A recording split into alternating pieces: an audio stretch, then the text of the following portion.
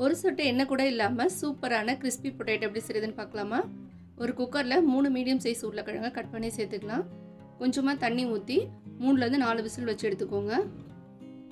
Steam போனதும் உருளைக்கிழங்க தோலெல்லாம் சீவிட்டு ஒரு மேஷர் வச்சு எந்த அளவுக்கு மசிக்க முடியுமோ அந்த அளவுக்கு மசிச்சு எடுத்துக்கலாம். இது கூட 1/4 டீஸ்பூனுக்கு குறைவாக உப்பு, 1/2 டீஸ்பூன் பெப்பர், 1 டீஸ்பூன் ரூம் டெம்பரேச்சரில் இருக்க வெண்ணெய் சேர்த்து எல்லாத்தையும் நல்லா மிக்ஸ் பண்ணி எடுத்துக்கலாம்.